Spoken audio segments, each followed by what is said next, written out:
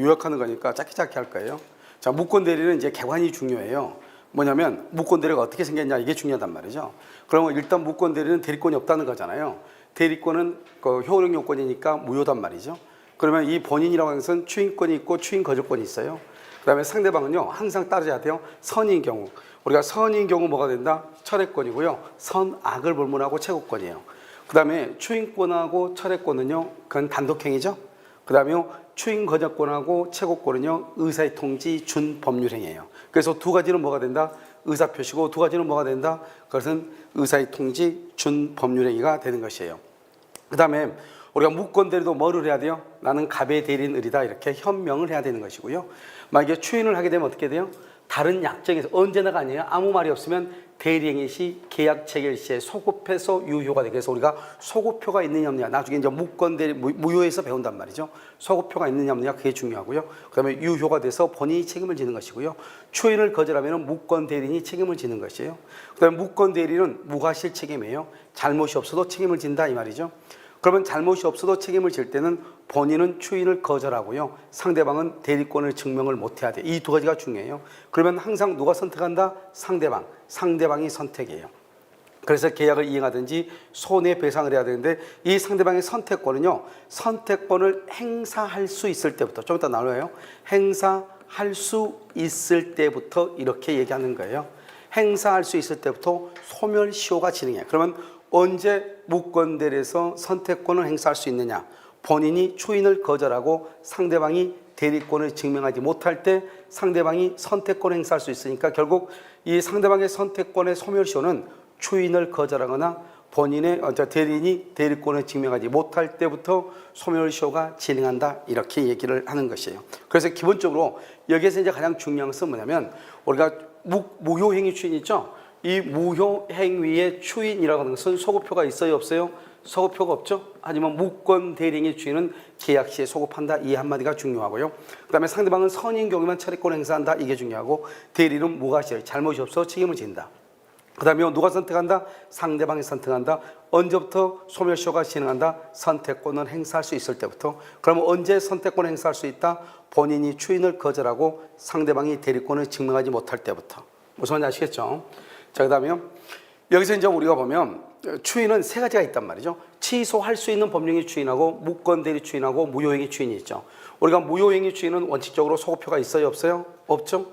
방금 우리 무권 대리행위 추인은 원칙은 무효이지만 본인이 추인하면 소급해서 유효가 되죠. 항상 그래서 원칙이 오는 거예요. 그래서 유동적 무효라고 하는 것이고 우리가 취소할 수 있다고 하는 것은 아직은 취소를 하지 않았잖아요. 아직은 취소를 하지 않으면 그것은 유효라고 하는 거예요. 취소를 하게 되면 뭐가 돼요? 무효가 되는 거죠. 그래서 원칙이 유효죠. 그래서 이것을 유동적 유효라고 얘기하는 거예요. 원래 법률행위는 확정적인 것이 원칙이란 말이죠. 그런데 이렇게 유동적이 있다. 이 유동적을 다른 말로 뭐라고 표현한다? 불확정적이다. 이렇게 표현을 하는 거예요. 그 다음에 이제 우리가 유동적일 때는 확정을 시키는 것이 중요하잖아요. 그래서 누가 확정을 시키냐? 본인이 확정을 시키는 것이 있고 대리인이 확정을 시키는 것이 있죠. 본인이 추인하면 유효가 되고요. 추인을 거절하면 무효가 되고요. 상대방은 항상 여기서 선의의 상대방은 철회권을 행사하면 무효가 된다 이 말이죠. 그러면 여기서 우리가 확정은 언제 확정해요? 추인과 추인 거절권과 철회권 행사하면 확정이 돼. 확정이 되면 더 이상 다른 것으로 바뀌잖아요. 그래서 더 이상 다른 것으로 바뀌지 않기 때문에 어떻게 되는 것이냐? 추인하죠. 그럼 확정적 유효, 거절하면 확정적 무효, 그다음에 철회하면 확정적 무효 이렇게 돼. 그러면 어떻게 하냐? 우리는 항상 추인하면 더 이상 확정이 되니까 거절권이나 철회권을 행사하지 못해요. 그래서 추인권은 철회권을 행사하기 전까지, 철회권은요 본인이 추인하기 전까지, 거절권은요 추인이나 철회가 있기 전까지 이렇게 얘기하는 거예요. 항상. 그 다음에 두 번째는요 우리가 최고한다고 하는 것은 뭐냐? 최고는 묻는 거예요. 추인할래 말래, 추인할래, 추인 거절할래 묻는 거예요. 그런데 이 추인권과 추인 거절권은 오직 누가 가지고 있어요? 본인만 가지고 있잖아요. 본인만. 그래서 이것은 상대방이요. 상대방이 항상 본인한테만 추인할래 거절할래 묻는 거예요. 상대방이 본인한테만. 다른 사람은 묻지는 못하는 거예요. 상대방이 본인에게만 추인과 추인 거절한다. 우리 시험에는 뭐라고 나왔죠? 무권 대리인이 본인에게 최고한다. 그러면 안 되는 것이에요. 최고권은 오로지 상대방이 본인한테만 있는 것이에요. 그 다음에 추인이라고 하는 것은 뭐냐? 여기 보면 다른 말이 없어. 아무 말이 없을 때 언제나 아니에요. 계약 시에 소급한다 이 말이죠. 알겠죠? 계약 시에 소급한다. 그러면 이것은 추인권은 형성권이죠. 자, 형성권이가 일방적이니까 상대방의 동의를 받지 않아요.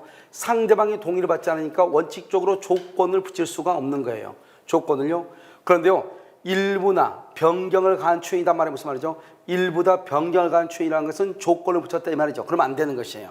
이게 아주 중요해. 추인에서는 일부나 변경을 가했다. 그러면 상대방의 동의가 있어야지 유효고 없으면 무효가 돼. 동의가 있으면 유효, 없으면 무효가 돼. 그러니까 일부나 변경을 가한 추인은 추인으로서 효력이 없다. 상대방의 동의가 있어야 된다. 이렇게. 그럼 우리가 추인했다 해서 무권 대리가 유권 대리가 되는 것은 아니단 말이죠. 그래서 추인은요, 사후의 대리권 수여가 아니다 이런 말이죠. 그러니까 우리가 추인했다 해서 무권 대리가 유권 대리로 되는 것이 아니기 때문에 추인했다 해서 무권 대리가 유권 대리로 되는 것이 아닌데 이것도 시험이 잘 나오죠. 그다음에요, 우리가 유권 대리는 누가 책임지죠? 본인에게 효과가 발생하죠. 추인하면은요, 무권 대리도 소급해서 효력이 본인한테 생기죠. 그러니까요, 추인하면 무권 대리가 처음부터는 말은 소급이란 말이죠. 소급해서 유권 대리였던 같은 유권 대리 행위였던 것과 같은 효력에는 뭐예요? 본인에게 효력이 미친다 이 말이. 본인에게. 우리가 유권 대리도 누구한테? 본인에게 효력이 미친다. 무권 대리를 추인하면 누구한테? 소급해서 본인에게 효력이 미친다 이런 말이에요. 알겠죠? 그래서 우리가 그렇지 4번하고 5번이 중요한데요. 이 4번하고 2번, 3번, 4번이요. 여기요. 2번, 4번, 5번이요. 그 다음에요, 6번은 무권 대리임을 하면서 장기간 방치했다. 우리가 무권 대리는 무효잖아요. 장기간 방치했다 해서 유효가 될 수가 없는 거예요. 그래서 추인할 수가 없다. 알겠죠? 이건 추인이 아니다 이 말이죠. 그래서 무권 대리를 알고서 장기간 방치했다, 이의를 제기하지 않았다 해서 추인이 되는 것이 아니에요. 그 다음에 우리가 이제 추인이라는 것은 뭐죠? 의사표시죠. 여러분, 의사표시는 어떻게 하는 거예요? 명시적, 묵시적으로 할 수 있죠. 그 묵시적이라는 게 뭐냐 이 말이죠. 본인이 무권 대리인으로부터 매매 대금을 수령했어요. 예를 들어서요, 이렇게 갑이라는 사람이 있고 여기 을이라는 사람이 있는데 갑이 을한테 대리권을 안 줬어. 그런데 이 을이요, 갑의 대리인을 하면서 병한테 집을 팔았다 이 말이죠. 매매 대금 1억을 받았어요. 그랬더니 갑이요, 을한테 그 받은 1억은 나한테 돌려주라 이 말이죠. 그럼 만약에 자기가 대리권을 주지 않았는데 을이 매매계약을 체결했다. 그럼 무효니까 가만히 있어도 효력이 없는 거잖아요. 근데 굳이 매매대금을 자기한테 달라 해서 자기가 매매대금을 수령했죠. 이 말은 을이 병에게 처분한 것을 뭐라 하겠다? 인정하겠다 이 말이죠. 이것을 우리는 뭐라 한다? 묵시적 추인이라고 얘기하는 것이고요. 와이프가요, 자기 남편의 이름으로 다른 사람한테 돈을 빌렸어요. 그 돈을 빌려준 사람이 변제를 독촉해서 돈 갚으라고요. 그랬더니 이 사람이 뭐냐? 기한의 유예를 요청했다 이 말이죠. 돈 갚을 날짜를 조금 연기해달라 이 말이죠. 알겠죠? 그 말은 무슨 말이에요? 자기가 돈을 갚아줄 생각이 없으면 기한의 유예를 요청하면 돼야 안 돼요? 안 되는 거죠? 이런 것을 묵시적 추인이다 이렇게 얘기해요. 여기서 중요한 것은 소급해서 유효이다. 무효행위 추인은 소급표가 있다 없다? 없다. 그 다음에 일부나 변경한 추인은 추인이 아니다. 상대방의 동의가 있어야지 유효이다.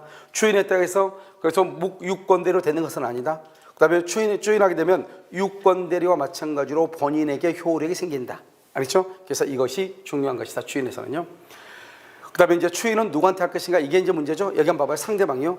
여러분, 추인권하고 추인 거절권은 누구한테 하냐? 본인이 상대방이나 무권 대리한테 다 하는 거예요. 만약에 철회권은 누구한테? 철회는 상대방이요. 선의의 상대방이 본인이나 무권 대리한테 다 할 수 있는 거예요. 그러니까 추인권하고 추인 거절권하고 철회권은 누구한테든지 다 할 수 있다. 이렇게 이해하시면 돼요. 암기할 필요가 없죠? 그럼 뭐 하나 암기하면 돼요? 최고요. 최고는 뭐죠? 추인할래, 거절할래 묻는 거잖아요. 추인할래, 거절할래 묻는 것이니까 선이 악의를 볼만하고 상대방이 누구한테만 한다? 누구한테만? 본인에게만, 본인한테만. 누가? 상대방이 본인한테만. 무권 대리인은 못하는 것이에요. 상대방이 본인에게만 할 수 있다 이런 말이고요. 그 다음에 여기서 이제 보면 추인은 누구한테 하느냐? 먼저 상대방, 2번은요 상대방의 승계인한테 할 수 있고요. 그 다음에 무권 대리인한테 할 수 있다. 여기서 중요한 것은 3번 무권 대리인한테 하는 거. 이게 시험에 나오죠. 우리가 무권 대리인에게 추인했을 때 상대방이 그것을 알고 있느냐 모르고 있느냐 이 말이죠. 만약에 상대방이 알고 있다 그러면 추인의 유력을 주장할 수 있죠. 이건 시험에 안 나와. 그런데 상대방이 모르고 있다 이게 시험에 나오죠. 상대방이 모르고 있는 경우는 추인의 효력을 상대방 병에게 대항하지 못한다 이 말. 그러면 무슨 말이죠? 이 말을 다른 책에 보니까요. 본인이 무권 대리인에게 추인하면 상대방이 모르고 있으면 추인의 효력이 없다. 그러면 큰일 나. 추인의 효력은 있는 거예요. 추인은 누구한테도 할 수 있다고 그랬죠? 무권 대리한테도 추인할 수 있다니까. 추인의 효력은 있으나 그 효력을 가지고 상대방에게 뭐 하지 못할 뿐이다. 주장하지 못할 뿐이다 이 말이죠. 만약에 추인의 효력이 없다 그러면 상대방이 알고 있어도 효력이 없어야 되잖아요. 추인의 효력은 있는데 상대방에게 주장할 수 있느냐? 알고 있을 때는 주장할 수 있다. 모르고 있을 때는 주장할 수 없다. 이런 뜻이에요. 무슨 알겠죠? 그래서 상대방에게 대항하지 못할 뿐이다. 그런데 만약에 모르고 있으면 상대방은 뭐 할 수 있다? 처리할 수 있다. 이게 중요하죠? 모르고 있을 때는 상대방이 처리할 수 있다. 이렇게. 그래서 추인은 누구한테 한다? 상대방이나 상대방의 승계인이나 무권 대리인에게 할 수 있다. 무권 대리인에게 추인이 있는데 상대방이 모르고 있다. 추인의 효력을 주장할 수 없고 도리어 상대방은 뭐 할 수 있다? 처리할 수 있다. 이렇게. 그 다음에 추인 거절권이죠. 자, 무권 대리인이 본인을 상속했다 이 말이죠. 자, 여기 보시면 본인 갑이 있고 되는데 대리권을 주지 않았죠. 본인이 대리권을 주지 않았는데 의리요 이월리를 병하고 계약을 하고 등기를 해줬다 이 말이죠. 그러면 어떻게 하죠? 본인은요 추인할 수도 있고 거절할 수도 있죠. 추인하게 되면 유효가 되고 거절하면 무효가 돼. 추인하고 사망하면 유효, 거절하고 사망하면 무효가 되는 거예요. 그런데 추인도 하지 않고 거절도 하지 않고 사망했다 이 말이죠. 그럼 이 추인권과 추인 거절권이랑 거절권은 의사표시에 관한 규정을 준용하죠. 그래서 의사표시에 관한 재산상 법률행위에 관한 의사표시에 관한 것이니까 상속이 가능하다 이 말이죠. 그래서 10월 1일 상속을 해가지고 이 대리인이 이 을한테 병한테 준 등기에 말소를 청구할 수 있는가 이게 문제죠.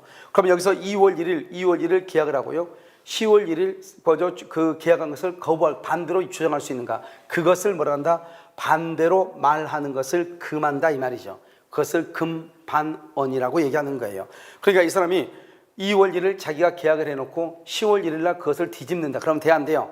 안 되죠. 그래서 무권 대리인이 본인의 추인권과 추인 거절권을 상속하여 추인을 거절하는 것은 신의 측에 반한다. 금반원의 원칙에 반한다. 이렇게 얘기하는 것이고요. 그 말은 이 등기에 말소를 말 수 없다. 청구할 수 없다 이 말이고요.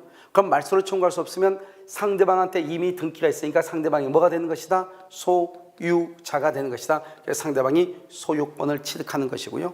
그럼 상대방이 소유자니까 상대방은요 정한테 처분했다. 그러면 엄폐물의 법칙에서 정은 뭘 볼문하고 선악을 볼문하고 소유권을 취득하는 것이고요. 이 을은요 이 병나사에 만약에 물건을 점유하고 있다. 그러면 자기는 아직 현재 소유자가 누구죠? 병이 소유자죠. 자기는 소유자가 아니잖아요. 소유자가 아닌 상태에서 병한테 부당이득 반환을 청구할 수 있는가? 그것은 안 된다 이 말이죠. 그럼 여기서 부당이득 반환이라고 하는 것이 뭐죠? 부당이득 반환이라는 것은 이 부당이득이라는 것은 법률상 원인 없이란 말이 중요해요. 여러분 법률상 원인은 뭐죠? 계약이라고 그랬죠? 이 법률상 계약도 없이 자기 자신은요 타인의 재산이나 타인의 노동력으로부터 자기는 뭘 얻고 이익을 얻고 상대방한테는 손해를 끼치는 것을 그걸 부당이득이라고 하는 거예요. 그러니까 여러분요 우리가 예전에 보면 신안에 보면 뭐 소금 만드는데 그 뭐죠 불편하신 분 강제로 고용해서 월급 안 주고 일을 시키고 그랬죠. 노동력. 그런 경우 뭐냐? 법률상 원인이라는 것은 고용 계약 없이 이 말이죠. 그 다음에요 타인의 노동력으로부터 그냥 일을 시켰죠. 그 다음에 소금 만드는 주인은 이익을 얻고 이 노동력 한 사람은 손해봤죠. 돈 못 받았으니까 그걸 부당이득이라고 하는 거예요. 그러니까 여러분요 뉴스를 딱 들어보면 뭐라고 한다? 경찰은 그들에게 부당이득 반환 청구 등의 것을 행사할 수 있는 것을 다각적으로 검토하고 있다 이런 말 하죠. 그걸 부당이득 반환이라고 하는 거예요. 그런데 지금 여기 보면요 이 병이라고 하는 사람은 자기 앞으로 등기가 되어 있는 상태에서 이 사람은 자기가 소유자잖아요. 소유자. 그러니까 부당이득 반환을 청구할 수가 없는 것이에요. 아시겠죠? 그 다음에 여기서는요 차례권과 채권이죠. 상대방. 항상 여기서 알아야 될 것은 상대방은 선이다. 이걸 알아야 돼요. 알겠죠? 그러면 선악불문하고 채권이고요. 그래서 선의의 상대방이 차례권을 행사한다 이 말이죠. 그러면 이 선이라는 것은 무권 대리인 것을 몰랐다 이 말이죠. 알겠죠? 선의는 무권 대리인 걸 몰랐다. 그러면 상대방이 선인 경우는 차례권 행사하면 어떻게 돼요? 무효가 되니까 갑은 을한테요 대금을 청구하지 못하고 병은 갑에게요 등기를 청구를 못하는 거예요. 그래서 철회권 행사하죠. 행사하면 그것은 어느 누구도 책임이 없는 거예요. 철회권 행사하면 뭐가 된다? 확정적으로 무효가 되는 거예요. 그렇기 때문에 본인 입장에서는요 이 계약을 끌고 가고 싶어. 그럼 끌고 가고 싶으면 어떻게 해야 돼요? 철회를 못하게 해야 되겠죠. 철회를 못하려면 상대방이 뭐가 돼야 돼요? 악의가 돼야 되겠죠. 그래서 상대방이 철회권을 행사할 때는 선인 경우 철회권을 행사하는데 철회권을 행사하지 못하게 하려면 어떻게 해야 돼요? 상대방의 악의는 누가 입증을 해야 되는 거예요? 본인이 입증을 해. 본인이. 아직 우리 시험에 안 났어. 상대방의 악의는 본인이 입증한다. 아직 시험에 안 났다 이 말이죠. 그러면 철회권을 누구한테 행사한다고 그랬죠? 아까 봐봐요. 추인권과 추인거절권과 철회권은 어느 누구한테도 다 된다고 그랬죠. 어느 것만 또 누가 누구한테? 최고권만 상대방이 누구한테? 본인에게만. 나머지는요, 추인이나 추인거절권, 철회권이나 철회권은 어느 누구한테나 다 할 수 있는 거예요. 아시겠죠? 그 다음에 선악골문하고 최고권이죠. 여기 철회권은 뭐죠? 의사표시죠. 단독행위. 최고는요, 의사의 통지, 준법률행위다 이 말이죠. 여기서 보시면 병이 갑에게 상당한 기간을 정하여 최고하죠. 갑이 확답. 여기서 중요한 키워드는 뭐죠? 발이죠. 발신주의죠. 우리나라는 원칙적으로 무슨 주의예요? 도달주의죠. 그런데 여기는 발신주의란 말이죠. 발하지 않으면 추인을 한 것으로 본다. 거절한 것으로 본다. 거절하면 뭐가 된다? 무효가 되죠. 무효가 되면 누가 책임진다? 무권 대리인이 책임을 진다 이 말이죠. 무권 대리인. 알겠죠? 무권 대리인. 자, 상당한 기간이 봐봐. 상당한 기간이 지나도록 확답을 발하지 않으면 추인 거절로 봐. 추인 거절하면 확정적 무효가 돼. 그러니까 상당한 기간이 지난다 그러면 이미 뭐로 본다? 추인 거절. 추인 거절은 뭐다? 확정적 무효. 확정적 무효가 되면 더 이상 다른 것으로 바뀔 수가 있다 없다? 없죠. 그래서 상당한 기간이 지난 후 추인한다? 그건 있을 수가 없는 거예요. 본인이 아무리 상당한 기간이 지난 후에 본인이 추인을 해도 추인으로 간주되지 않는 것이에요. 여전히 뭐가 되는 것이다? 무효가 되는 것이에요. 자, 됐죠? 이것은 이제 철회권이다 이렇게 했는데 여기서 이제 여러분들 시험이 잘 나온 것은 뭐냐면 항상요, 여기서는 선이냐 악이냐를 구별해가지고 선의의 상대방만 뭐 할 수 있다? 철회할 수 있다. 이것만 꼭 시험에 나와. 알겠죠? 정확하게 알고요. 그 다음에 이제 다른 시험에서는 철회권을 행사하면 어느 누구도 책임을 지지 않기 때문에 본인인 무권 대리인에게, 무권 대리인은 본인에게 책임을 추궁할 수 없고요. 무권 대리인이 상대방한테 책임지지 않고, 그 다음에 상대방이 본인이 상대방한테 책임지지 않는다 이 말이에요. 아시겠죠? 그 다음에 보면 무권 대리인의 책임이죠. 여러분 이것은요, 기본적으로 크게 본단 말이죠. 지금 여기 보시면 무권 대리인의 책임이라고 하는 것은 뭐냐면 본인이 있고 상대방이 있고 무권 대리인 있죠. 이건 무과실치, 무과실. 이런 무과실이란 말이 뭐예요? 잘못이 없어도. 내가요, 왜 무권 대리인에서 상대방과 계약을 했냐? 나는요, 이 갑이라는 사람이 자기한테 위임장을 줬다는 거예요. 그래서 위임장을 보고 계약을 했는데 그 위임장이 위조가 됐다는 거예요. 그러니까 제3자가 위임장을 위조해가지고 을한테 준 거예요. 갑이 너한테 집 좀 팔아달라 하더라. 그랬더니 그걸 믿고요, 을이 계약을 한 거예요. 그러면 을은 실제적으로 자기는 잘못이 없는 것처럼 보이잖아요. 그렇더라도 책임을 진다 이 말이죠. 그것을 무과실이다. 이게 우리 시험에 한번 나왔죠. 제3자의 기망이나 문서 위조로 인한 경우에도 무권 대리인은 책임을 진다 이런 말이에요. 자, 갑은요, 추인 거절하죠. 추인을 거절해야 되고요. 무권 대리 책임지려면 왜? 추인하면 본인이 책임지니까 표현 대리가 성립하죠. 본인이 책임지죠. 그러니까 본인이 책임지면 대리인 책임은 안 져. 그럼 표현 대리가 성립되지 않아야 되고요. 철회권에 아까 말했죠. 철회를 행사하면은 어느 누구도 책임을 진다 안 진다? 안 진다고 그랬죠. 그래서 철회권이 없어야 되고요. 상대방은요, 계약을 할 때 이 을이 무권 대리인 것을 몰라야 돼요. 만약에 무권 대리인 것을 알잖아요. 알면은 무권 대리인 책임을 안 지는 거예요. 그러니까 무권 대리인이 상대방의 선이냐 악이냐는 것은 누가 증명을 한다? 아까요, 철회권을 행사하지 못하게 하려면 상대방의 악의는 누가 증명한다? 본인이. 만약에 무권 대리인이 책임을 지기 싫으면요, 상대방은 선의가 아니고 누구다? 악이다. 내가 무권 대리인 것을 알고 있었다. 그것을 입증을 해야 되는 거예요. 알겠죠? 그래서 무권 대리에서 입증이 두 개가 있어요. 상대방의 철회권을 저지하려면 본인이 상대방의 악임을 증명하는 것이고요. 그다음 두 번째는요, 여기서 보면 무권 대리인이 책임을 지지 않으려면 상대방은 내가 무권 대리인 것을 알면서 계약을 했다. 악이라고 하는 사실을 증명을 해야 되는 거예요.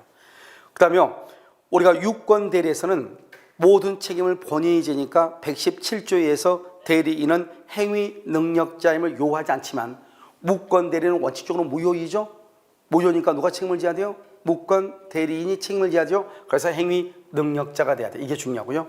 제한 능력자가 되면 안 돼요. 그 다음에요, 대리권을 증명을 못 해야 돼. 증명을 하면 유권 대리가 되잖아요. 이런 요건을 갖추면 누구의 선택? 상대방이야. 이게 아주 중요하죠. 상대방. 그래서 누구라고 만든다? 무권 대리인의 선택. 그러면 안 되죠. 계약을 이행하라 하든지 손해배상을 청구하든지. 문제는 이 상대방의 선택권은 손해배상 시효가 언제부터 진행하냐? 선택권을 행사할 수 있을 때부터. 그러면 선택권을 언제 행사하냐? 본인이 추인을 거절하고 대리인이 대리권을 증명하지 못할 때부터. 대리인이 대리권을 증명하지 못할 때부터 본인이 추인을 거절하고 대리권을 증명하지 못할 때부터 소멸시효가 진행한다. 그래서 여기에서 이제 우리가 보면 우리 시험에 뭐가 나왔다? 상대방의 선택권을 무권 대리인의 선택권 시험에 몇 번이나 나왔어. 자, 두 번째는요. 무과실 책임이니까 제3자는 잘못이 없어도 책임을 진다. 이게 시험에 나왔죠. 그 다음에 세 번째는 여기죠. 제한능력자 이게 시험에 나왔어. 알겠죠? 제한능력자는 책임을 진다 안 진다? 안 진다. 아직 시험에 안 나온 것이 상대방이 선의가 아니고 악이라고 하는 것을 누가 증명한다? 무권 대리인이 증명을 한다. 그 다음에 여기요. 우리가 선택권은 언제부터요? 선택권을 행사할 수 있을 때부터. 그럼 언제 선택권을 행사한다? 본인이 추인을 거절할 때. 그 다음에 대리인이 대리권을 증명하지 못할 때. 본인이 추인을 거절할 때, 대리인이 대리권을 증명하지 못할 때부터 소멸시효가 진행한다 이란 말이죠. 그것을 알고 있어야 되죠. 자, 표현대리죠. 자, 이제 표현대리만 봐봐요. 우리가 그냥 표현대리 구조를 보면 유권대리죠. 그럼 유권대리는 뭐가 있어요? 대리권이 있는 거예요. 그럼 또 뭐가 있죠? 현명이 있죠. 자, 넓은 의미의 무권대리는 좁은 의미의 무권대리하고 표현대리 두 가지가 있어. 우리가 흔히 말할 때 무권대리 할 때는 협의의 무권대리를 얘기하는 거예요. 알겠죠? 여기서는 대리권이 있어 없어? 없죠. 대리권이 없죠? 대리권이 없죠? 차이가 뭐예요? 유권대리는 대리권이 있고 무권대리와 표현대리는 대리권이 없죠? 그래서 우리 아까 뭐라고 얘기했죠? 유권대리에서 본인의 추인이 있다고 해서 그것은 대리권의 수요로 본다 안 본다? 안 본다. 그렇다고 해서 유권대리가 된다 안 된다? 안 돼. 유권대리가 되려면 추인이 중요한 것이 아니고 대리권이 있어야 돼. 그 다음에 이 세 가지 공통적인 것은 뭐죠? 세 가지 공통적인 것은 다 뭐가 있다? 현명이 있다는 거예요. 그래서 특히 표현대리에서 이 현명이란 말이 중요해요. 표현대리에서. 그래서 표현대리에서는 현명이 없으면 표현대리는 성립되지 않는 것이에요. 그래서 표현대리에서 중요한 것은 뭐다? 현명을 했느냐 안 했느냐 이 하나가 중요한 것이고요. 그 다음에 원래 무권대리는 무효이죠. 무효인데 추인하게 되면 누구한테? 본인에게. 표현대리 봐봐. 우리가 봐 여기. 자, 차이점이 뭐죠? 공통적인 것은 다 현명을 했다는 것이고 차이점은 대리권이 있냐 없냐죠. 그러면요. 유권대리하고 무권대리의 차이점은 현명은 다 똑같으니까 차이점이 아니죠. 유권하고 무권의 차이점은 대리권이 있냐 없냐의 차이죠. 그런데요. 협의의 무권대리하고 표현대리는요. 둘 다 공통이죠. 대리권이 없고 둘 다 뭐가 있어야 돼? 현명이 있어야 되죠. 차이점이 뭐냐? 차이점은요. 여기 정당한 이유라는 말이에요. 정당한 이유가 있느냐 없느냐. 이 사람이 무권대리인데 나는 이 사람한테 대리권이 있다고 믿었다 이 말이죠.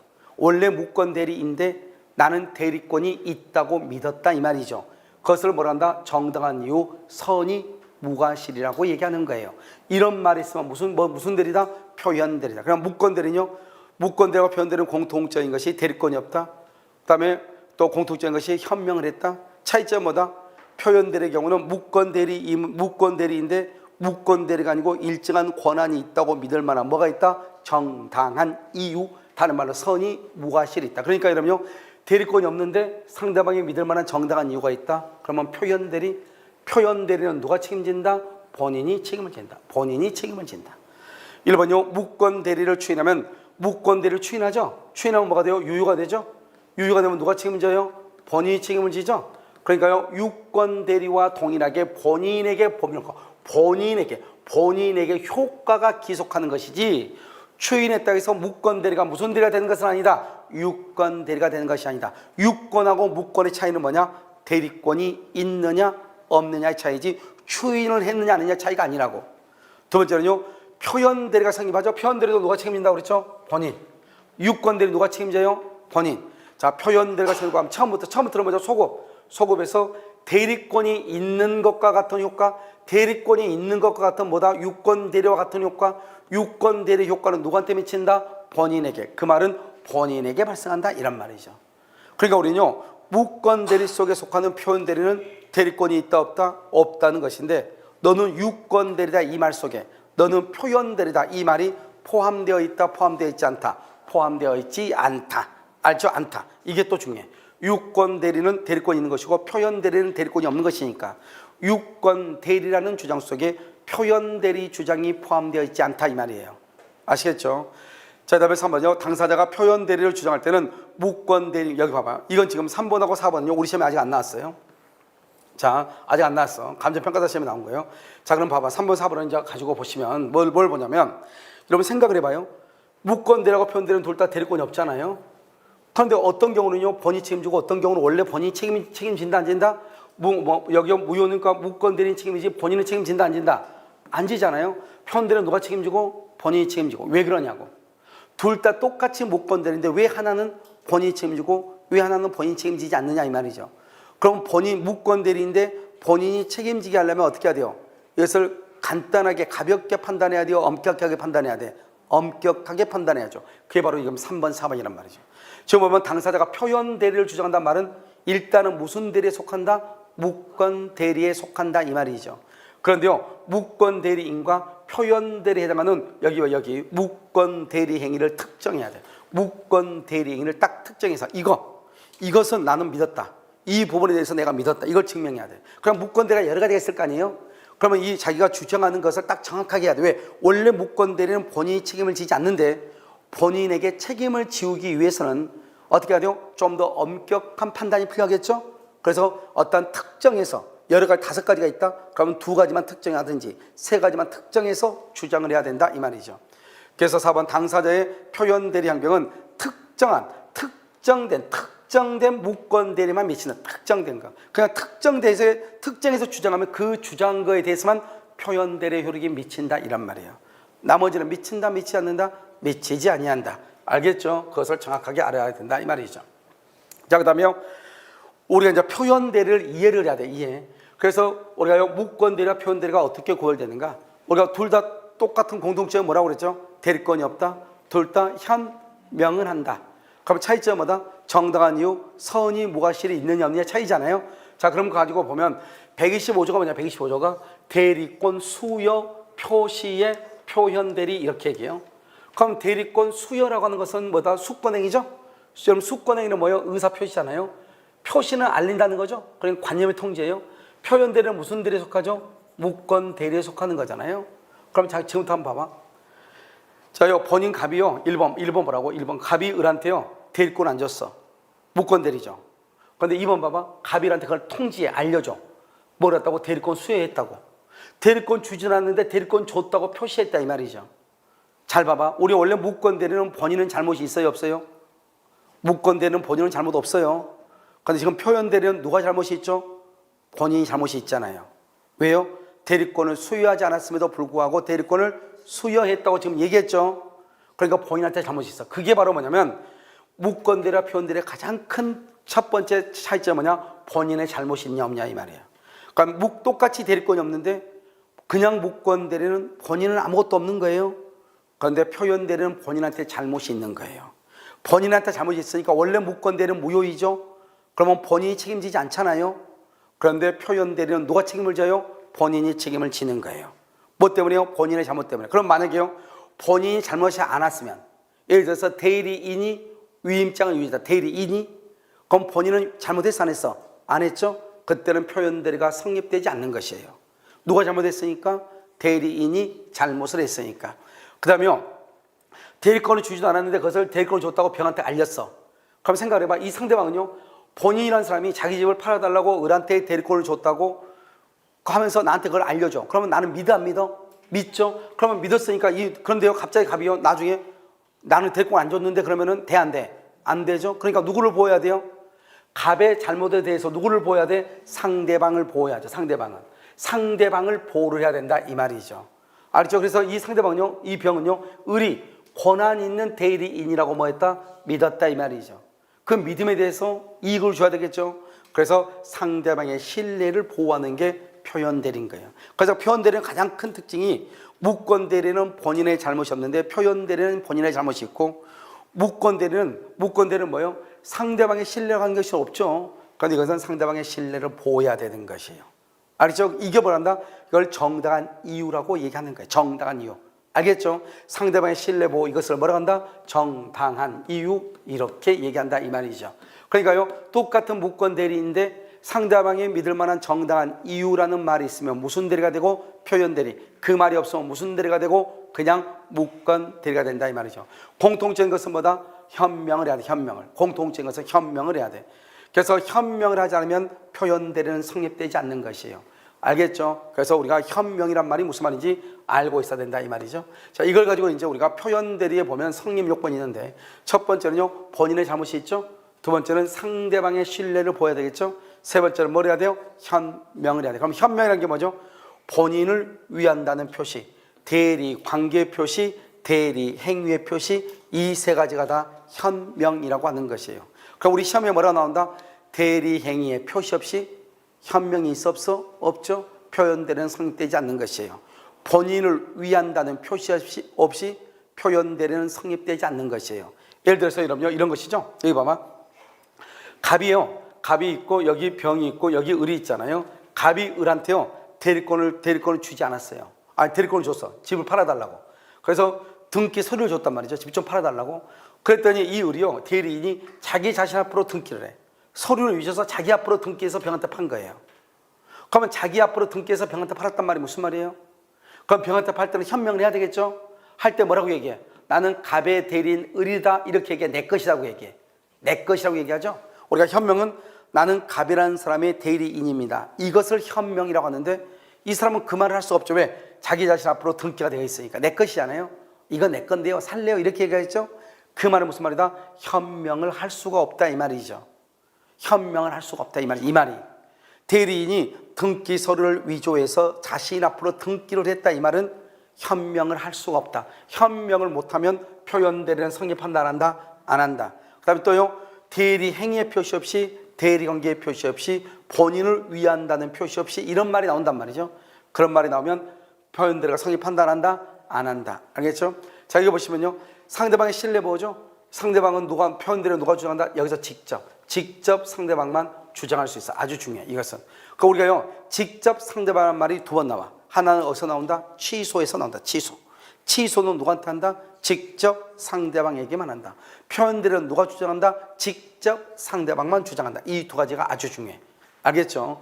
그 다음에 본인은 추인을 해야 되고요. 자, 이거 정당한 이유죠? 이 정당한 이유, 이것이 작년에 우리 시험이 나왔죠? 정당하냐 정당하지 않느냐 믿었어. 그럼 믿음에 정당하냐 안 하냐. 그것은 대리행위시를 기준으로 어떻게 해요? 객관적으로 판단한다 이 말이에요. 대리행위시를 기준으로 객관적으로 판단한다 이 말이고요. 우리가요 재밌는 말이죠. 여기 보면 우리가요 125조하고 129조에서는 선이 무엇이라고 그래. 정당한 이유를. 그런데 126조에서는 정당한 이유라고 얘기해요. 그러니까 내가 좀 얘기했죠. 대리권이 없다, 무권대리, 정당한 이유가 있다, 표현대리죠. 그건 126조일 때 그런 것이고, 대리권이 없다, 무권대리, 상대방은 선이고 상대방은 대리권이 있다고 믿었고 믿는데 잘못이 없다. 그건 125조하고 129조하고 125조를 뭐라 한다? 대리권 수요 표시. 129조를 뭐라 한다? 대리권 소멸후의 표현대리. 126조를 뭐라 한다? 권한을 넘은 표현대리. 이것은 암기하고 있어야 되겠죠. 적어도. 알겠죠? 그것을 얘기하는 것이에요. 그래서 우리가요 여기 보면 126조에서는 정당한 이유라고 표현하고 125조, 129조에서는 선이 무엇이라고 표현한다 이 말이죠. 자, 이것을 여러분 알고 있어야 되고요. 또 한 가지 여기서 이제 봐봐. 여기서 다 중요해. 다 중요한데 표현들은 누가 주장한다? 직접 상대방만 주장한다. 정당한 이유는 언제를 기준한다? 대리 행위시를 기준한다. 이 정도는 여러분들이 알고 있어야 되고 표현들은 반드시 뭐가 있어야 된다? 현명이 있어야 된다. 아시겠죠? 그 다음에요. 요즘 표현대리자 공통적인 효과는 표현대리는 누구한테 책임지죠? 무권대리인데 누구한테? 본인한테. 그래서 유권대리와 동일한 법률 효과가 누구한테 발생한다? 본인에게 발생한다. 그런데 상대방이 과실이 있다가 하더라도 과실상계. 그럼 과실상계라고 하는 말이 무슨 말이죠? 그것은 채무불행하고 불법행위에서만 과실상계를 하는 거예요. 알겠죠? 그럼 우리가 채무불행하고 불법행위에서 손해배상을 하죠? 그때만 과실을 상계한다고 해. 그러니까 표현대리라든가 계약의 해제에서 부당이득과 같은 경우는 과실상계란 말이 나와 안 나와? 안 나온다 이 말이죠. 그래서 과실상계가 나오지 않는 것이 두 가지가 있죠. 어디다? 하나는 어디다? 표현대리. 상대방에게 과실이 있다 하더라도 과실상계의 법리를 유추 적용하여 본인의 책임을 경감시킬 수 없다. 자, 두 번째는 어디가 있죠? 그것은 원상회복이죠. 계약이 해제가 되죠. 원상회복을 한다 이 말이죠. 그래서 원상회복 의무에 적용이 되지 아니한다. 왜요? 여기서 원상회복은 부당이득 반환의 의미거든요. 부당이득 반환 이렇게. 자, 이번은요 사자죠. 사자 행위도 표현대리가 성립될 수 있죠. 이때의 사자는 표시기관으로서의 사자를 얘기해요. 그 다음에 또 뭐죠? 우리가 복대리는 언제나 임의대리죠. 표현대리가 성립될 수 있다 이 말이고요. 여기서 이제 중요한 것은 여기서 니은, 이것은 언제나 시험이 나오죠. 언제나 시험이 나온다. 언제나. 알겠죠? 그 다음에요. 표현대리가 성립하면 누구한테 법률효과가 기소하죠? 본인에게 효과가 기소가죠. 이때 유권 대리는 누구한테 법률 효과가 기소가죠?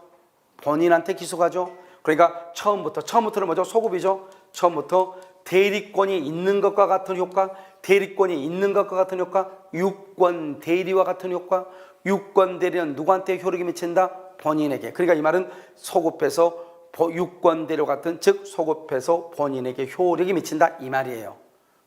아시겠죠? 기억 중요하죠? 자, 그러면 유권 대리는 뭐가 있는 것이다? 대리권이 있는 것이다. 표현 대리는 무슨 대리에 속한다? 무권 대리. 대리권이 있다 없다? 없다. 그래서 너는 유권 대리다. 이 말 속에 표현 대리 주장이 포함되어 있다, 포함되어 있지 않다, 포함되어 있지 않다. 자, 니으라고 명은 가끔 나오는데요. 일단 우리는요, 여기 봐봐. 이거 똑같아요. 통정. 이거 비읍이라고 비읍. 비읍도 똑같아요. 통정. 통정 허위 표시로서 무효잖아요. 이렇게 무효가 되죠, 무효가. 그럼 우리가 여기 무효가 되면 총회 결의를 거치 않고 교회의 목사님이요. 총회 결의도 없이 교회 재산을 처분하면 무효가 된단 말이죠. 이렇게 무효가 되죠. 무효가 되면 뭐가요? 표현대리가 적용되지 않는 거예요. 왜요? 표현대리도 대리권이죠. 대리권은 법률행위에 속해. 법률행위는 어느 한 것이라도 아웃이 되면 전체가 다 무효가 되는 거죠. 그러니까 통정허위 표시도 무효가 되면 그 통정허위 표시만 무효가 되는 것이 아니고 거기에 있는 대리권이라든가 모든 것이 다 효력이 없어진다 이 말이죠. 알겠죠? 그러니까 통정허위 표시로서 무효이거나 투자수익 보장약정을 위반해서 강행법규에 위반돼서 무효이거나 또는요 총유 재산에 대해서 교회의 대표자가 총회 결의 없이 처분해서 무효가 되죠. 일단 무효가 되면은 어느 것도 관계없이 표현대리는 성립한다 안 한다? 안 한다 이 말이죠. 표현대리는 성립하지 아니한다 이렇게 얘기해. 자, 그럼요 우리 아까 125전 했었죠. 그럼 잘 봐봐. 125전은 뭐죠? 대리권 수여죠. 이 대리권 수여 표시죠. 표시하고 표현대리 이렇게 세 가지로 크게 나눠. 자, 그럼 보면 표현대리는 무슨 대리죠? 무권대리죠. 무권대리. 표현대리는 무권대리죠. 표시는 아까 뭐라 했죠? 표시는 알린다, 뭐한다? 통지한다. 관념의 통지죠. 대리권 수여는 수권행위죠. 수권행위는 누가 하는 거예요? 본인의 일방적 의사표시. 본인의 일방적 의사표시 이렇게 얘기하죠. 자, 먼저 이 법조문을 보시기 전에 이걸 먼저 봐. 먼저 여기 뭐라고 나왔죠? 대리권 수여라고 되어 있죠. 그 다음에 대리권 수여 뭐라고 되어 있어? 표시라고 되어 있죠. 알겠죠? 차이가 있는 것이다 이 말이죠. 대리권 수여를 뭐라 한다? 의사표시라고 하는 것이고 대리권 수여의 표시를 뭐라 한다? 표시를 이것을 뭐라 한다? 이것은 통지 그래서 이것을 뭐라고 해요? 관념의 통지 이것을 다른 말로 뭐라고 한다? 준 법률행위다 이렇게 얘기해. 그러니까 대리권 수여는 의사표시이고 대리권 수여의 표시는 준 법률행위인 거예요. 준 법률행위. 그래서 통지는 관념의 통지로서 준 법률행위다 이렇게 얘기를 하는 거예요. 무슨 말인지 아시겠죠? 말이 완전히 차이가 있는 거죠. 알겠죠? 그래서 대리권 수여와 대리권 수여 표시는 구분을 해라 이란 말이죠. 자, 그럼 여기 먼저 보시죠. 우리가 항상 표현대리를 보면 무슨 말이 나오냐? 표현대리요. 제3자란 말이 나올 거예요. 표현대리에서. 알죠? 제3자? 이 제3자는 항상 아까 누구만 표현대리를 주장할 수 있다 했죠? 직접 상대방. 그래서 제3자는 직접 상대방만 의미한다. 직접 상대방만. 알겠죠? 자, 이거 하나 아시고. 자, 그럼 여기 한번 봐요. 자, 제3자 여기 봐. 여기 이거는 이제 이 법조를 읽을 때 그냥 읽는 것이 아니고 이렇게 갑이 있고 여기 병이 있고 여기 을이 있잖아요.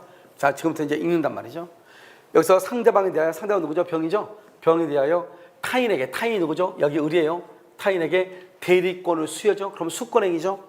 수여함을 표시했다 그러면 알린다. 관념의 통지죠. 수여함을 통지한 한 자 이거 누구죠? 본인 갑이죠. 합은 여기서 봐봐. 여기서 중요한 것은 여기 뭐라고 했죠? 여기 그냥 될 거냐? 뭐라고 돼 있어? 그 대리권. 여기 뭐라고 돼 있어? 그 타인. 알겠죠? 그 다음에 그 제3자. 그라고 돼 있죠? 알겠죠? 그러면 그가 뭐예요? 영어에서 더를 얘기하는 거잖아요. 반드시 방금 앞에 지시했던 바로 다른 사람 안 돼. 바로 그 앞에 있는 거. 지시대명사 하잖아요. 그러니까 여기 봐봐. 그 대리권과 그 대리권을 범위하고 그 타인하고 그 제3자. 이게 우리 작년에 시험에 나온 거잖아요. 자, 지금부터 봐. 이건 무슨 말이냐 봐. 갑이요. 을한테 대리권을 줬어 안 줬어? 안 줬다겠죠? 그러니까 지금 우리가 표현대리는 무권대리란 말이죠. 대리권을 안 줬는데 1억을요 빌려오라고 대리권을 줬다고 통지를 해. 알죠? 주지 않았죠? 그것을 뭐죠? 이 병한테 통지했다 이 말이죠. 1억을 빌려오라고 대리권을 줬다고. 그럼 병은 그걸 믿어 안 믿어? 믿죠. 그러니까 이 은행은요 갑의 집을 담으로 잡고 1억을 빌려줘가지고 을한테 줬다 이 말이죠. 자, 그럼 잘 봐. 반드시 얼마야 되냐? 반드시 대리권 범위 1억이 돼야 돼. 1억 1000을 빌렸다 그러면 1000만 원 더 빌렸죠? 그러면 125조가 몇 조가 돼버려? 126조가 돼버린 거야. 반드시 1억을 빌려야 돼. 그걸 그 대리권의 범위라고 그래. 누구한테 대리권 줬다고 그랬어요 지금? 을한테. 을하고만 반드시 계약을 해야 돼. 정하고 계약하면 안 돼. 그것을 누구한테 알려줬어? 병한테. 반드시 병이 반드시 을하고 계약해야 돼. 병이 그것을 자기 친구한테 계약했더니 친구가 을한테 계약했어. 그건 안 돼. 반드시 1억원에 대해서 반드시 병이 반드시 을하고 갑이 을한테 대리권을 줬다고 했으니까 그것을 그라고 하는 거예요. 여러분 영어 치킨 보면 크크크 치킨 있죠? 몰라? 크크크 치킨 몰라요? 그래서 있어, 있다고. 그러니까요 여기 보면 바로요 그야 그 대리권의 범위 내에서 그 타인하고 그 상대방하고 다른 거 절대로 안 돼. 알겠죠? 이거 그래서 우리 시험에 뭐라 나왔죠 이거요? 만약에 다른 사람하고 계약하면 125조가 된다 안 된다? 안 된다니까요. 알겠죠? 그것을 알아야 돼. 책임이 있다. 책임이 있다. 누가 책임이 있다? 본인이 책임이 있다. 본인이 책임이 있다. 그래서 표현 대리는 본인이 책임을 지는 것이야. 그런데 봐봐요. 상대방이 지금 뭐라 나왔죠? 아까 우리 뭐라 했어? 표현 대리가 성립하려면 상대방은 뭐가 돼야 돼? 정당한 이유. 126조에서는 125조하고 129조에서는 뭐라고 했어? 선이 무과실. 이게 여기 있잖아. 알았거나 악이. 알 수 있었거나 과실. 알았거나 알 수 있을 때는 본인의 책임이 없다는 거예요. 그럼 본인이 책임을 지려면 본인은 뭐가 돼야 돼? 선이 무과실. 이해됐나요 지금? 선이 무과실 그것을 얘기하는 것이에요. 선이 무과실 이렇게. 자 이제부터 정리를 해. 자 여기요. 우리가 대리권 수요는 어떻게 해서 대리권 수요가 인정돼? 사실상 용태. 아직 우리 시험에 안 나왔어. 요즘 최근에 지금 다른 시험에 계속 나오고 있어. 봐봐요. 갑이 을한테 대리권을 안 줬는데요. 을이요. 세상 돌아다니면서 내가 갑의 대리인이라고 하면서 갑의 집 살 사람 사라고 돌아다녀. 그러면 그것을 갑이 알았어. 알았으면 어떻게 해야 돼요? 그걸 제지해야죠. 제지를 하지 않고 그냥 놔뒀다 이 말이죠. 그러면 상대방들은 제3자들은 어떻게 생각을 해요? 정말로 저 사람한테 대리권을 준 모양이다. 이렇게 생각을 할 거 아니에요? 그것을 뭐란다? 사실상 용태라고 그래. 여러분 제3자가 대리인 행사를 함을 알면서도 본인 일을 묵인했다 이 말이죠. 알겠죠? 그것을 사실상 용태, 이것도 대리권 수요로 보는 것이에요. 알겠죠? 그 다음에 여기요. 대리권 수요는 의사표시이고 분료식이고 비출현행이죠. 자, 대리권 수요는 무슨 대리 안 한다? 임의대리. 왜요? 수요니까. 대리권 수요니까 임의 법정 대리 절대로 안 돼요. 그 다음에 여기 대리권 수요 표시죠. 아까 표시를 뭐다? 알린다, 통지한다, 관념의 통지이다, 준 법률이다. 아까 그렇게 얘기했죠? 자, 그 다음에 여기 제3자를 누구만 얘기한다? 직접 상대방만 얘기한다. 자, 대리권 수요 표시 봐봐요. 이것도 대리권 수요의 표시로 본다 이 말이죠. 알겠죠? 뭐가 있다? 첫 번째, 여기 지금 보시면 여러분들이 만약에 X 공인중개사 사무소를 해. 공인중개사 사무소. 중개사 사무소를 하는데요. 사무소. 그래서 여기 이렇게 나눠가지고요. 나눠가지고 하나의 상가인데요. 이걸 나눠서 여기에서는 X 공인중개사 사무소를 하는데 한 사람이 여기서 자기 동생이 여기 X 공인중개사 사무소 부설 컨설팅 뭐 이렇게 했단 말이야. 컨설팅. 그러면 여기 딱 누가 보더라도요. 같은 거 뭐죠? 1층이에요. 그럼 101호인데요. 이걸 나눠 가지고 하나는 공인중개사 사무소, 하나는 뭐죠? X 컨설팅. 그러면 어때요? 같은 것으로 봐요, 안 봐요? 보죠. 그럼 이렇게 하라고 하면 돼, 안 돼? 안 되죠. 지금 여기 보시면 자신의 판매점이라든가 대리점이라든가 연락사 사무소 의 명칭을 사용해서 계약을 하게 묵인했다 이 말이죠. 이것을 달말로 뭐란다? 그러면 어떻게 해요? 마치 대리권이 있다고 추측해서 판단할 수 있어 없어? 있죠. 추측해서 판단할 수 있는 자신의 직함이나 명칭을 사용하겠다. 명칭을 사용하겠죠 지금? 이런 경우는 실제로 대리권을 수여했어 안 했어? 안 했지만 다른 사람한테는 대리권 수요가 됐다고 통지 알려준 거나 마찬가지다 이 말이죠. 알겠죠? 이것을 대리권 수요 표시로 봤다 이 말이에요. 그런데 여기서는요. 납세 번호증은 그렇지 않다 이 말이지. 그건 왜 그럴까? 여러분요. 나 같은 우리 학원 같은 경우는 개인 사업자거든요. 사업자 등록 번호에 의해서 세금을 납부해요. 그런데 여러분요, 유치원 같은 데는 뭐에 의해서요? 납세 번호증에 의해서 세금을 납부한다. 우리는 사업자 등록 번호로, 여기는 납세 번호증으로. 그러면 세금을 납부한다는 말의 뜻이 뭐죠? 그것은 뭐죠? 그 세무서 관계죠? 그것은 무슨 관계예요? 사법이에요, 공법이에요? 공법이죠. 우리는 지금 무슨 법을 배우고 있어요? 사법을 배우고 있죠. 그래서 적용되지 않는 것이에요, 표현대리가. 공법 관계에서는 표현대리가 적용된다, 안 된다, 원칙적으로 안 됐다 이 말이죠. 알겠죠? 자, 그다음 126조죠. 봐봐요. 지금 봐. 권한이라고 되어 있죠. 이건 대리권을 얘기해요. 넘은 거죠. 표현되다 이 말이죠. 그럼 이거 권한이 항상 대리권이 있는 거죠? 이런 대리권이 있다고 하는 것은 그러면 뭐예요? 우리는 126조는 유권대리예요, 무권대리예요? 영 126조는 유권대리예요, 무권대리예요? 대리권이 있으니까 무슨 대리다? 여러분 무권대리다 이 말이죠. 왜? 표현대리는 언제나 무슨 대리라고 그랬죠? 무권대리라고 그랬죠? 대리권이 있지만 그 대리권을 넘는 것을 얘기하니까 넘는 것을. 그래서 여러분요 얘가 몇 번 얘기했죠? 우리가 월권이다. 월권이 있고 월담이 있고 월담이 있고 그 다음에 월경이 있죠? 그럼 여러분 봐봐요. 월권이라고 하는 것은 뭐예요? 내가 너한테 돈 빌린 것을 1억을 빌려오라. 그런데 3억을 빌렸어. 이걸 월권이라고 하잖아요. 그런데 권한이 없어. 아무런 권한이 없는데 3억을 빌렸는데 월권이다. 그러면 돼? 안 돼? 안 되죠. 비교가 안 되니까. 월담은 뭐예요? 담을 뛰어넘는 것을 월담이잖아요. 월경은 뭐예요? 우리가 이거 383이죠? 국경서를 가로질러야지만 뭐라 한다? 월경했다고 얘기하는 거죠? 이번에 우리가요, 미군 흑인 미군도 판문점을 통해서 북한으로 갔잖아요. 그걸 뭐를 했다고 그래? 월경했다고 얘기하는 거죠. 그러면 어떻게 돼요? 기준이 있어야지. 내가 걸어다니고 있는데 너는 지금 월경하고 있다. 말이 돼, 안 돼? 그건 안 되는 거잖아요. 그러니까 이건 뭐냐면 우리가 권한을 넘었다는 것을 월권이라고 하거든. 월권. 권한을 넘으려면 어떻게 돼요? 그것의 기준이 되는 것이 있어야 될 거 아니에요. 그래서 기본 대리권이 있는 거예요. 그래 기본 대리권 있으면 다 뭐라 한다? 월권이고 기본 대리권이 없으면 판단할 수 있어 없어? 없죠. 그래서 월권이 나올 수가 없는 거예요. 그러니까 우리는 여기서 뭐를 알아야 되냐? 원래 우리가 무권 126조에서는 어떤 것을 얘기하냐면 권한을 넘는 것이 얼마나 넘었냐를 가지고 문제가 나올 것 같지만 전혀 그렇잖아요. 알겠죠? 그럼 봐봐요. 내가 1억을 빌려오라고 했어요. 근데 여기서 2억을 빌린 사람이 있고 3억을 빌린 사람이 있고 4억을 빌린 사람이 있단 말이죠. 1번, 2번, 3번.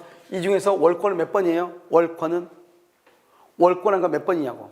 2억이요, 3억이요, 4억이에요? 전부 다죠. 그러니까 전부 다니까 판단이 안 되는 거예요. 모두 다니까. 알겠죠? 그래서 뭐냐? 기본 대리권이 있으면 다 월권인 거예요. 기본 대리권이 없으면 판단을 못 하니까 월권이 아닌 거예요. 그러니까 126조에서는 기본 대리권이 있냐 없냐가 문제예요. 그러니까 만약에 126조에서는 기본 대리권이 있으면 찾으면 권한을 넘은 표현대리가 성립할 수 있다. 맞는 거예요. 기본 대리권이 없다. 권한을 넘은 표현대리가 성립할 수 있다. 그러면 안 되는 거예요. 그러니까 여기서 보면 갑일한테 1억 원의 대출에 대해서 기본 대리권을 줬죠. 그런데 이 사람이 3억을 대출받았다 이 말이죠. 그럼 여기서 어떻게 돼요? 여기서 1억은 기본 대리권이죠. 기본은 무조건 대리권이 있으니까 본인이 책임을 져야죠. 그런데 원래 2억은요 무권이죠. 무권이니까 원칙적으로는 무효니까 본인이 책임을 져야 안 져요. 본인이 책임지지 않고 무권 대리인 자신이 책임을 져야 돼. 그런데 이것을 추인하게 되면 누가 책임져요? 본인이 책임지죠. 그런데 무권 대리인데 상대방은요 이 의뢰한 사람이 3억 원을 빌릴 권한이 있다고 믿었다 이 말이죠. 믿었다. 알겠죠? 그러면 무슨 대리가 된다? 표현 대리. 본인이 책임을 지는 거예요. 그러면 이 말이 무슨 말인가? 이렇게 되는 거죠. 이 건물이 10억짜리예요.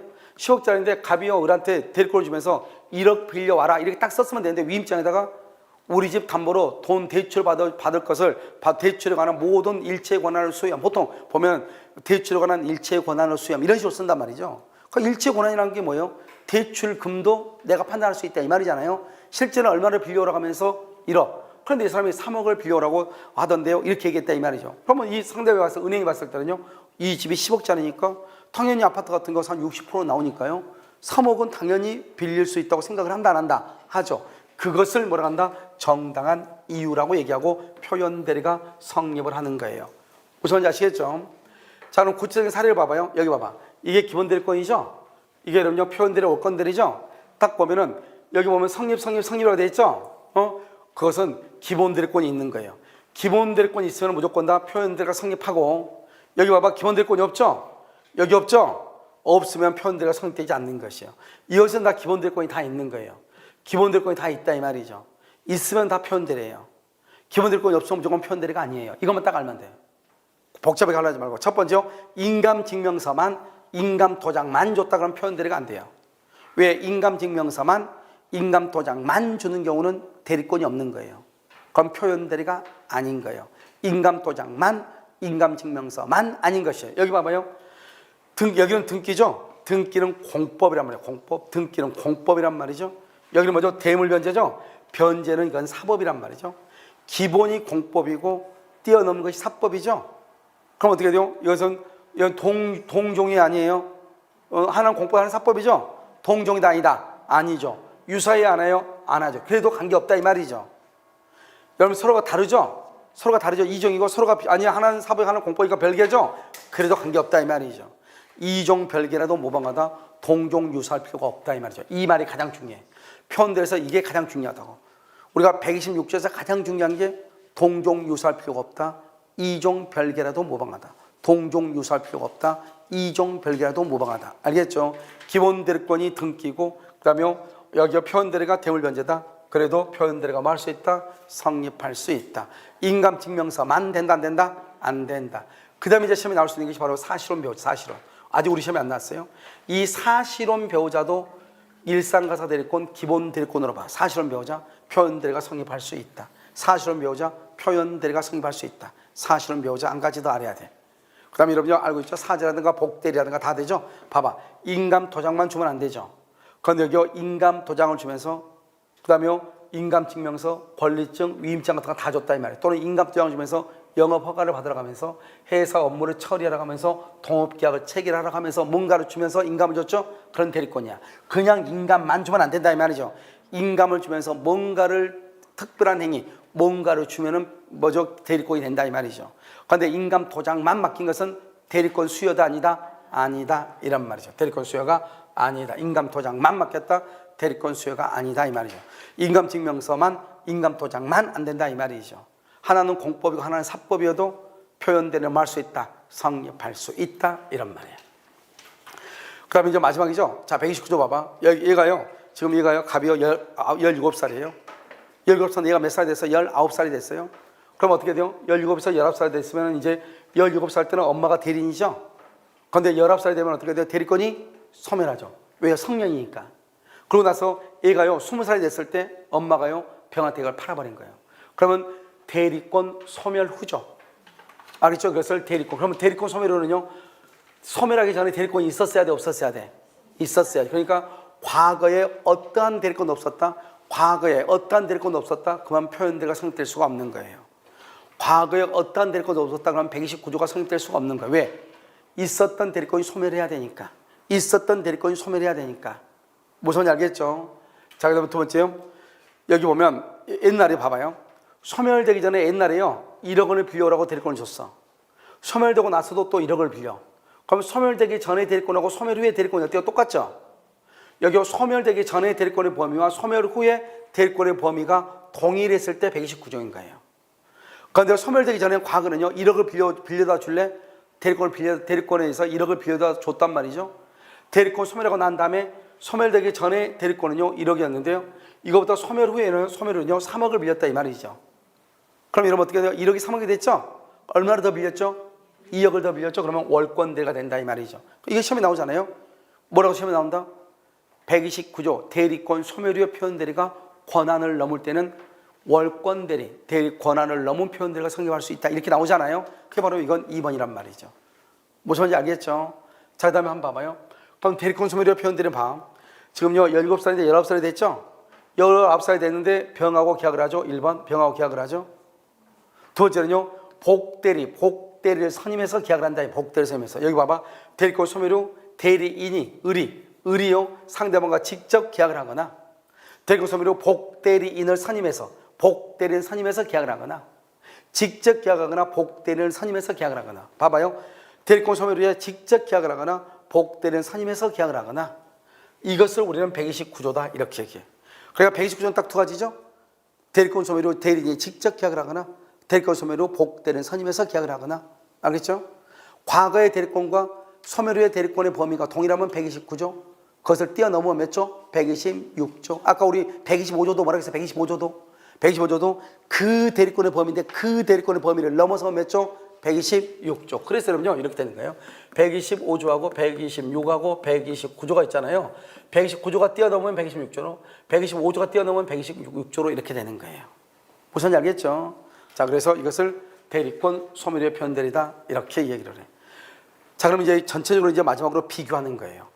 125, 126, 129 이런 봐봐요.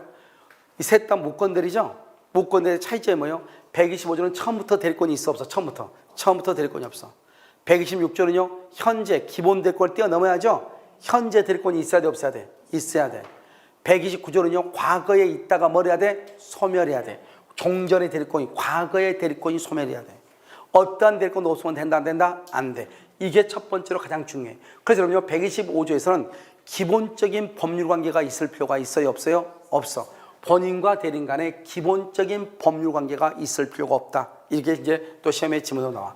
125조하고 129조에서는 상대방은 뭐가 돼야 돼? 선이 뭐가 시야. 126조에서는 뭐라고 한다? 정당한 이유. 이게 이제 있다고 그랬죠? 자, 임의대리는요, 임의대리하고 사자 행위도 표현대리가 성립할 여지가 있다, 없다? 있다. 그러니까 임의대리, 복대리 언제나 임의대리죠? 복대리 언제나 임의대리다. 그런데 125조는 뭐라고 했죠? 125조는 대리권 수여 표시죠. 대리권 수여. 그러니까 무슨 대리만 된다? 임의대리만. 그래서 법정대리는 안 되는 것이에요. 그래서 126조하고 129조는 다 된다. 특히 126조에서 법정대리에서 중요한 것은 누구다 했죠? 일상가사 대리권. 일상가사 대리권 속에 뭐가 들어있다? 사실혼 배우자. 사실혼 배우자가 들어있다. 알겠죠? 사실혼 배우자 행위도 표현 대리가 말 수 있다? 성립할 수 있다. 이것이 중요한 것이에요. 알겠죠? 여러분 잠깐 쉬었다가요. 모형이 재생하고요. 그 다음에 취소하고요. 그 다음에 조건 기한 한꺼번에 보도록 그렇게 하겠습니다. 잠깐 쉬겠습니다.